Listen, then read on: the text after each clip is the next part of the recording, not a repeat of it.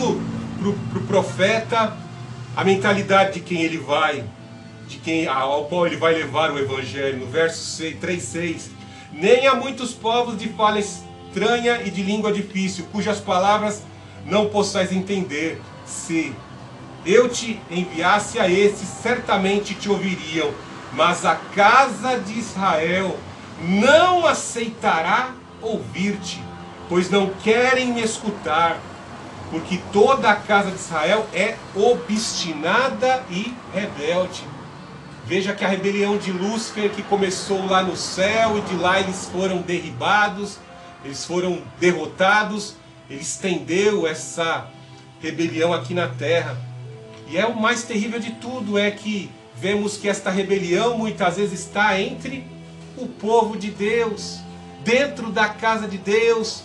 A palavra está sendo pregada e existem os grupos que resistem.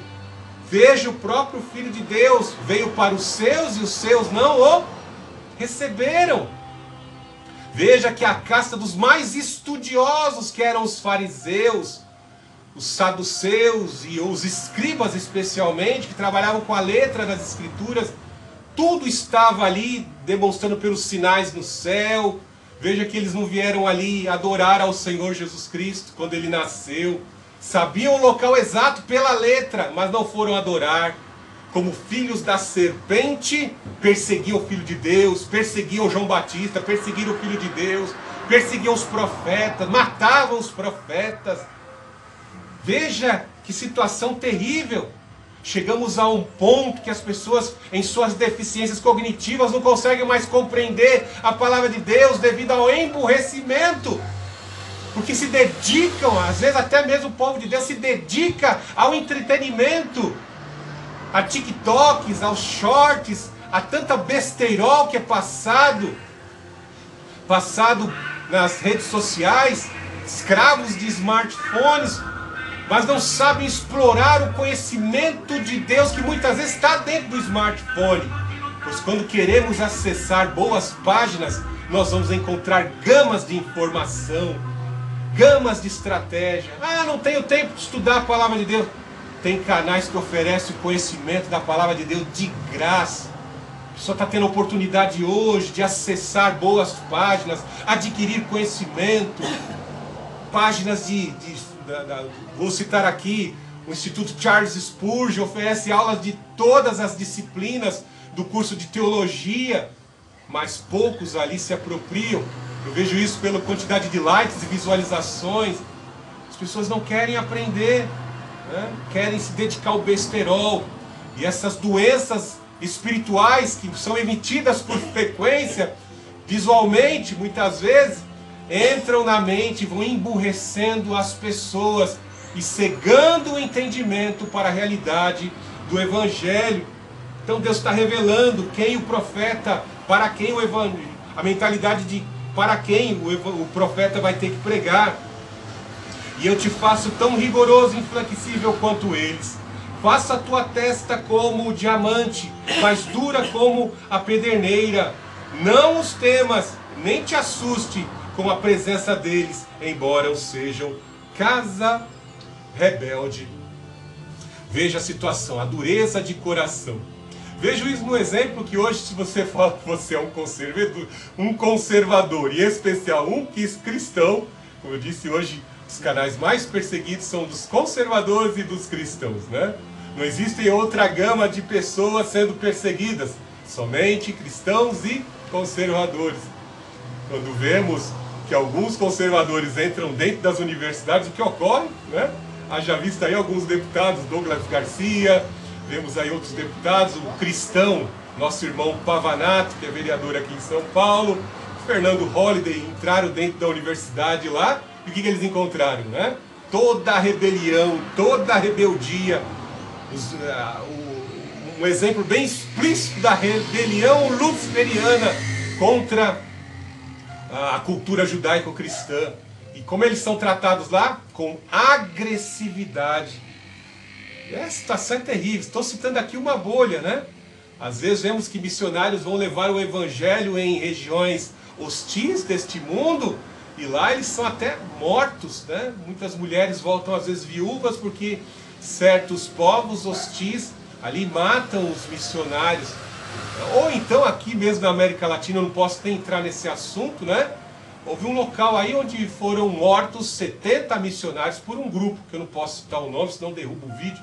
70 missionários foram mortos, porque eles sabem que quando o evangelho chega, até mesmo aqueles que vivem para certas atividades, eles ouvem a palavra, eles se arrependem. E para que eles não se arrependam, eles sejam mantidos nesse espírito de rebelião, eles têm que eliminar aqueles que levam avante a pregação da palavra de Deus. Veja que nos dias de hoje está explícito e muitas pessoas ainda não se aperceberam. Em certas comunidades, quando se instala ali uma igreja, essa igreja é perseguida. Em morros onde o povo de Deus está completamente escravizado. Eu não posso ser mais profundo, não que eu não sei, mas existem isso. Povos aqui na grande São Paulo, Rio de Janeiro, estão completamente escravizados, impondo dificuldades para que o evangelho se propague. É o que está acontecendo nos dias de hoje. Veja que Deus está utilizando um símbolo, utilizando uma substância para assim reafirmar e confirmar no coração do profeta que ele terá uma consciência forte, resistente, dura. E quando falamos de diamante, quando falamos de rocha, nós logo entendemos como uma substância dura e pesada que de certa forma representa o coração daqueles que resistem à pregação da palavra e resistem à obra do Espírito Santo.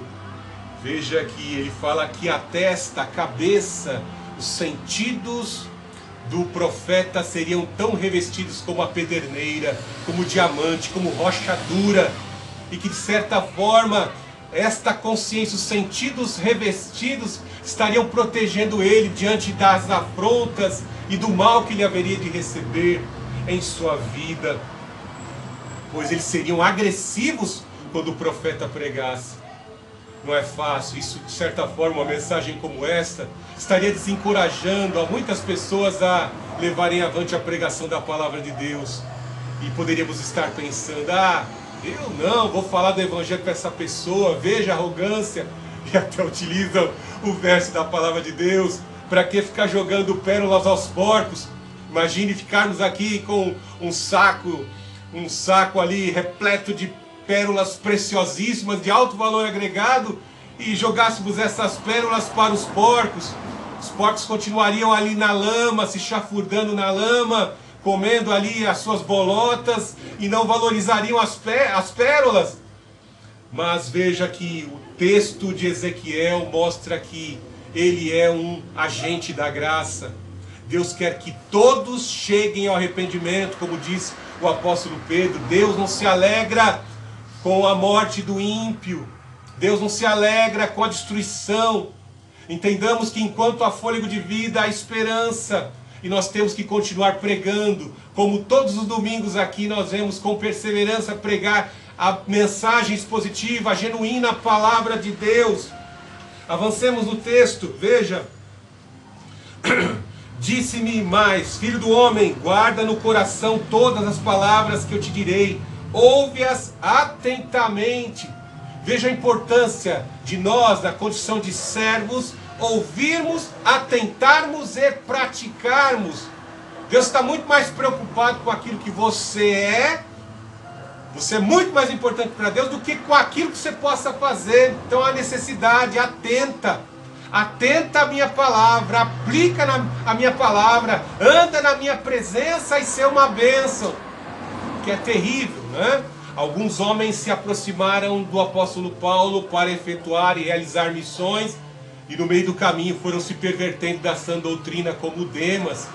Vemos que lá na carta a Timóteo também são lá relacionados outros que se desprendem da sã doutrina, como cita a tradição da igreja cristã. Nicolau, que era um diácono cheio do Espírito Santo, cheio do conhecimento, se perverteu também do servo, da subserviência ao verdadeiro, e fundou uma seita de bruxaria esotérica, e fundou a seita dos nicolaítas.